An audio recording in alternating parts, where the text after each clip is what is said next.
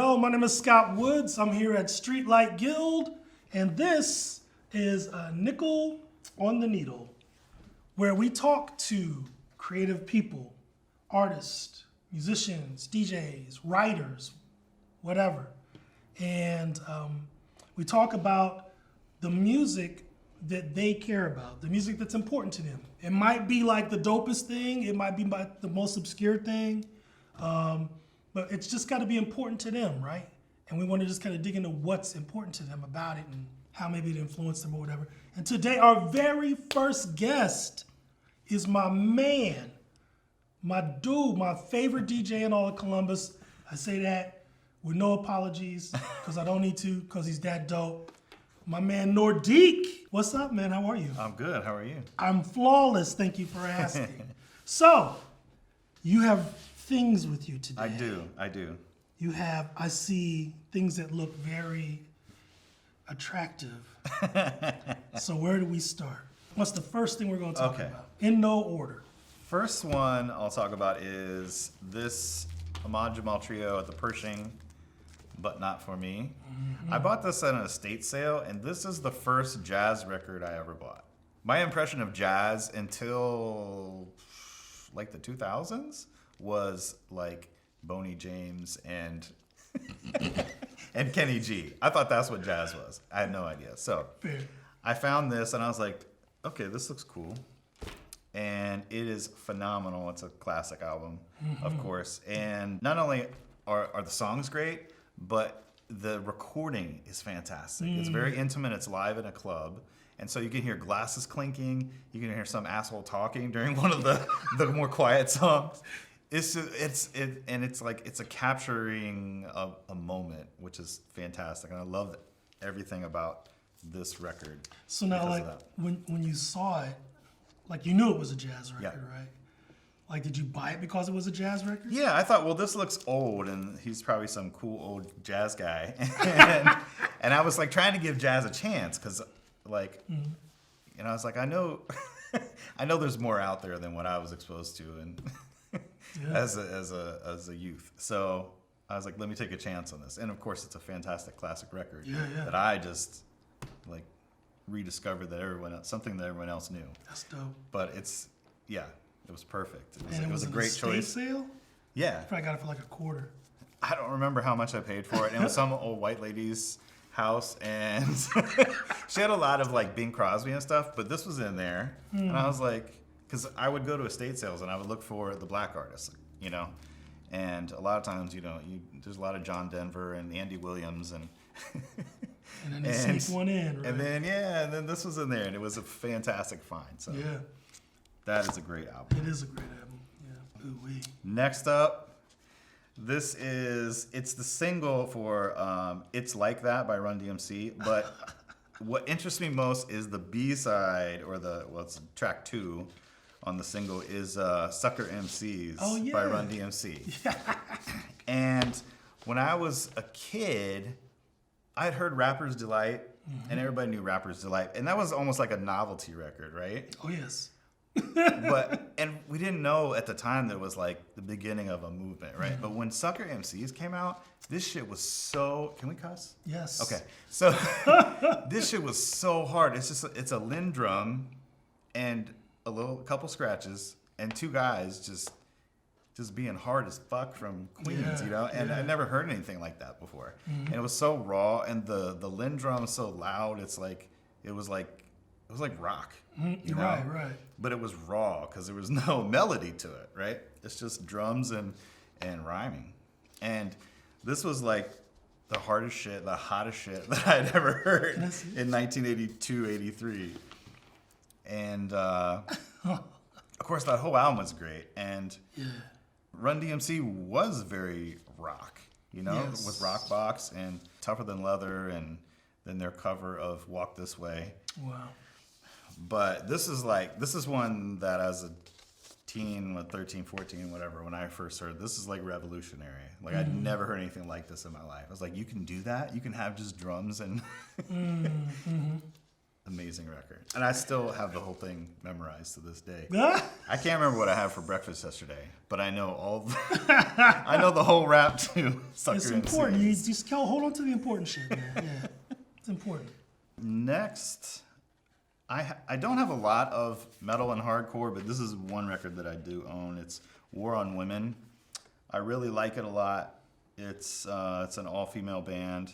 As you can tell by the title, it's really in your face, and it's about like periods and women's bodies and stuff that we're not supposed to talk about, you When know, did this in come out? polite society. And they're just like, let's see, this is 2020. It's brash and it's in your face. It's unapologetic, and I love it. So like, as someone with like with small children, like when will they get hip to this record? I don't know. You know, I play it around my kids. I play metal and hardcore around my kids, the stuff that's not too like vulgar. But so they get the energy of that music, and you know, I'm not afraid of it. I'm not a Christian, so I mean, I'm not scared of punk and metal and hardcore at all. Right. I'm not scared of my kids being influenced negatively by it. Right, So, right, but the right. energy, you know, I am as a father. You know, I'm always concerned, like, it's okay to be angry sometimes. It's okay to express that anger. You know, we don't want to hurt people, but it's okay to let people know how pissed off you are. Right. So, Can I see that? yeah, sure. I got to see the titles. Oh, it's white vinyl too. What? Yeah, it's a white vinyl, so that's pretty cool.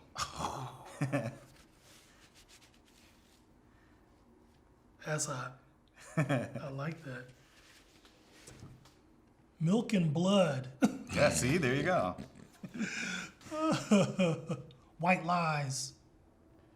This is pretty hard. I'm not hip. I gotta check them out. Next is local RJD2, man. This was another record that was really revolutionary when it came out, at least in my mind. And the sampling is just out of control. And this was like right before the era where you could source stuff on Google and whatever.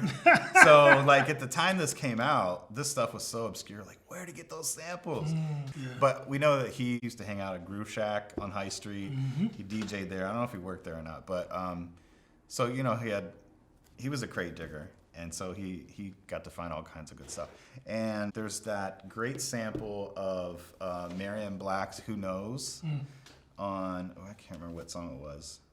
At any rate, a great reworking of that sample.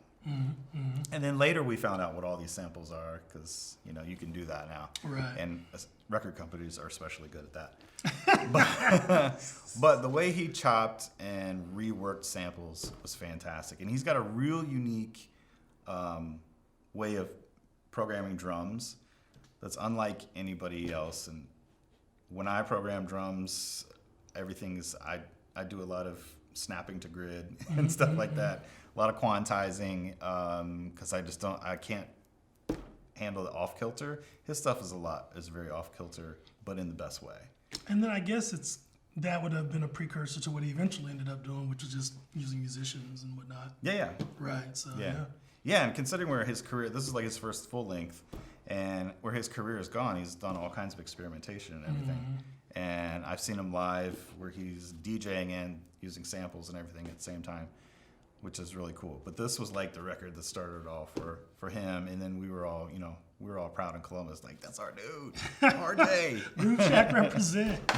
I remember going to Groove Shack and for ciphers, they would have ciphers in there. Yeah, man, that's good times. I see a Capsule. Yeah, Capsule. This is the only actual Capsule record I have. I had that re-release, the LP, like the two album? Oh, or the 2 record re-release on Numero Records of all the Capsule stuff. But this is the only Capsule that I actually own. And so this is the Four Mints, Row, Row, Row My Boat. Not the best song in the world necessarily. I think Marianne Black is probably my favorite Capsule artist. But this is still an awesome piece of history. And I was an adult before. I remember Bill Moss on TV showing the school board meetings on the news, and he's pounding his shoe on the man. table, and he would come in his military uniform and everything. He's just a wild dude. Ready to do battle with the school board. Right, and which nobody does that today. No. But No. I had no idea. I was like in my adulthood that I found out that he had a record label and he worked at WCOL back in the day and stuff like that. So to own a piece of Columbus history like this is really dope. I went out and found this on eBay, and I'm very excited to own that one. I went to school with his son, Yeah. Danny. We were in elementary school together. And I remember one time we went like on the class went like on a camping trip. Yeah. And he was one of the chaperones, and he was like fatigues, boots, Yeah. all business. Like he's like, Danny, your dad sucks. It's like, so he was a good man though. Old Bill Moss. Next is "Come and Get Your Love" by Redbone, the 45, and this song has been made famous by Guardians of the Galaxy, which is cool. I mean, it was a hit in its time in the 70s, but Guardian of the Galaxy kind of brought it back and gave it some new life. And I knew this song when I was a kid. I remember hearing it on the radio in the 70s, but I never knew that the band was native. And then I recently watched a documentary on indigenous rock and roll musicians, and they had a lot of footage, which I never really saw them on TV or anything, but a lot of footage of Redbone playing live and doing like powwow dances before their performance and everything, and just amazing musicians. And they would do a powwow dance and then settle into like this super funky, soulful pop rock soul music, which is great. And this is a great example of it. It has a great drum intro to sample in the very beginning of the track. So yeah, good stuff. Redbone is awesome, and big up indigenous artists. That name means something completely different east of downtown. Indeed. Let's see. Desmond Decker and the Aces. Oh. The Israelites. This is, I don't own a lot of reggae records. Most of my reggae is on my phone and my iTunes, honestly. But this is one I came across and I had to have. It's just a classic. It became a top 10 hit in Jamaica and the UK the year I was born, 1969. It actually charted in America. It was in the top 10 Billboard in America, which I was surprised to find out. It's a great classic song, kind of that early rock steady rhythm and good stuff. Desmond's dope, man. Yep. Yeah. Can't go wrong with Desmond. I just buy, like, whenever I'm out, if I see any reggae, like, in a record store that is just outside of the mainstream, I'm probably going to get it. Yeah. You know, like, I don't need any more Marley records. I don't need any Right. more this, that. I don't need no shopper ranks. But, like, if you just, show me some dude with, like a wife beater on and, like, some church pants and, like, one tennis shoe, I'm like, that record's going to be dope. And I must have it. Yes. Yes. Last but not least, I saved this one. This is an album by the French hip-hop group I Am. The name of the album is L'École de Micro d'Argent, which means the School of the Silver Mic. This came out in 1997, and I actually bought this copy in Montreal in 1998.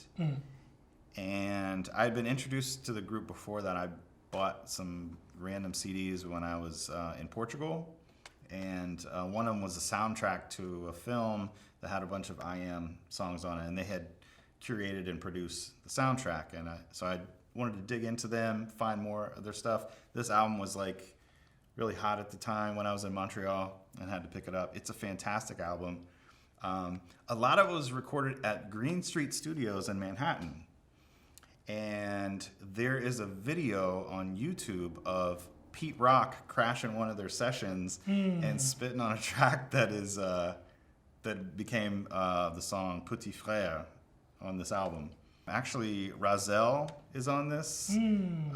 Sons of Man, who's a Wu-Tang affiliate, and a couple others. Dreddy Kruger, who was a Wu-Tang affiliate, they're on this album. And then the next album that I am released, Beyonce and Method Man and Redman were on their album. So they got a lot of traction with this. And although most people in the States probably don't know who this band is, they're classic French hip hop. They were the pioneers, the Wu-Tang of their day, and they're still performing. They're still together. They're still amazing. I saw them in Central Park in 2013. They were amazing. Rakim opened up for them. Wow. Rakim opened up for I Am in New York City. So that's how big this group is. So this is a really mad dope. Right. This is like 36 chambers for them. This is like their breakout and one of their best albums. I knew we weren't going to get through your stack without something French. I knew it. Yes, of course. Well, that's dope. That's a dope little stack, man. I like that. I have some homework to do. Ty, thank you so much for sharing these very important records with us. Absolutely. And everybody out there, my name is Scott Woods. Once again, Streetlight Guild presents A Nickel on a Needle, and we'll catch you with someone else and their important records as well. Put Or it should I on. just do it a cappella? Acapella's cool. We don't want to hear it from fucking Russell. Reverend Ron. 2 years ago, some friends of mine asked me to say some MC rhyme, so I said this rhyme I'm about to say. The rhyme was deaf and it went this way. Took a test to become an MC, and Orange Crush became amazed with me. I forgot I bragged about knowing it. Larry cut the record down to the bone, and now they got me rocking on the microphone, and then we talking autographs, cheers and laughs, champagne, caviar, and bubble bath, because that's a life that I lead, and you sucker MCs is who I feed. So take a that, move back, catch a heart attack, because there's nothing in the world that run a level like a cold chill out the party in a b-boy stance. I rock on the mic and make the girls wanna dance, fly like a dove, that come from up above. I'm rocking on the mic, and you can call me Run Love. I love it. I love it.